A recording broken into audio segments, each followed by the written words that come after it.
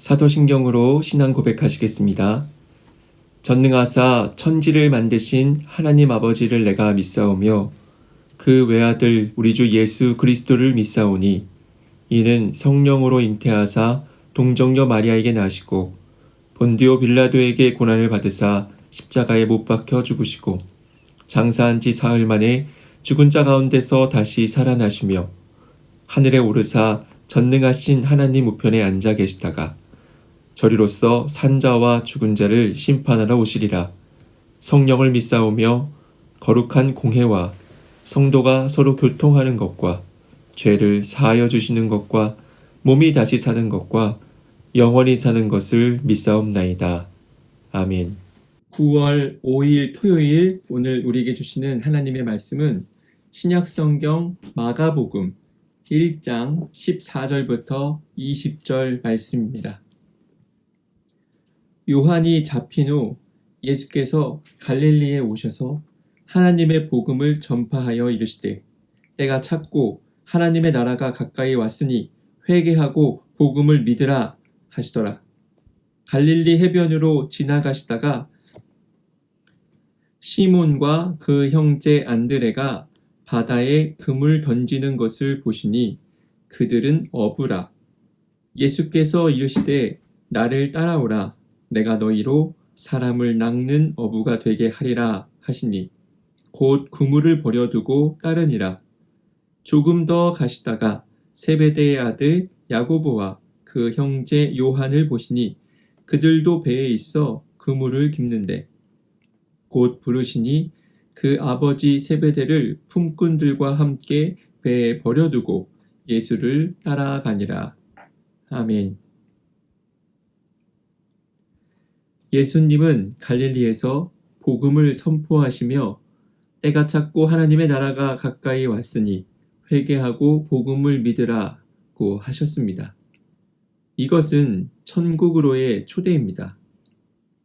세상 모든 사람이 구원받기를 원하신 주님은 먼저 하나님을 믿지 않는 불신앙을 회개하고 하나님께서 주시는 구원의 복음을 들으라고 하십니다. 구원의 역사를 시작하신 주님은 함께할 제자들을 부르셨습니다. 주님의 부르심은 제자들의 삶의 변화를 의미했습니다.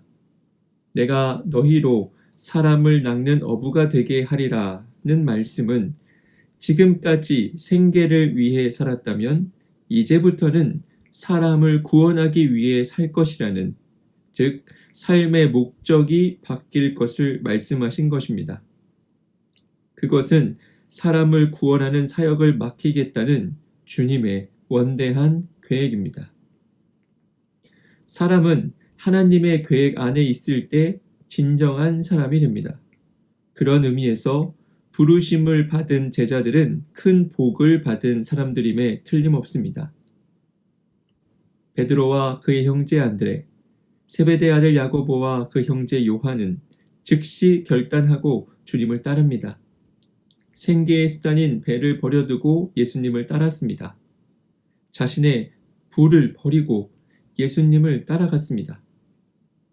그들이 위대한 것은 곧 따라갔기 때문입니다. 곧이라는 부사는 바로 즉시라는 말입니다. 그들은 미루지 않았습니다. 주님의 부르심에 즉각 응답했습니다. 즉각적인 결단은 그들로 하여금 주님의 위대한 사역에 쓰임받는 일꾼이 되게 했습니다. 그들은 삶의 현장, 즉 갈릴리에서 주님의 부르심에 응답했습니다. 그들이 버려두고 간 그물은 생계를 의미합니다. 생계에 연연하며 살던 그들이 주님의 부르심을 받고 복음을 위한 사명자가 되기로 결단한 것입니다. 하나님의 부르심에 즉각적으로 응답하고 있습니까? 즉각적인 응답을 가로막는 것이 있다면 그것은 무엇입니까?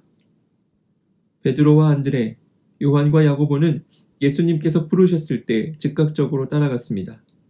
오늘 우리에게도 이런 결단이 필요합니다. 예수님께서는 나를 사람을 낚는 어부가 되게 하겠다고 말씀하고 계십니다. 나로 하여금 주님의 전도자가 되게 하겠다는 말씀입니다. 이 부르심에 즉시 응답함으로 주님의 참된 전도자들이 되시기를 축복합니다. 묵상 질문. 전도자로 부르실 때에 지체하지 않고 즉시 응답할 수 있습니까? 오늘의 기도. 주님, 우리를 하나님의 구원 역사에 함께할 전도자로 불러주심에 감사드립니다. 주님의 부르심에 즉각적으로 응답하는 자가 되게 하옵소서. 주저하거나 가지고 있는 것에 연연하지 않게 하시고 주님의 제자됨에 감격하고 감사하는 삶을 살게 하옵소서. 예수님의 이름으로 기도합니다. 아멘.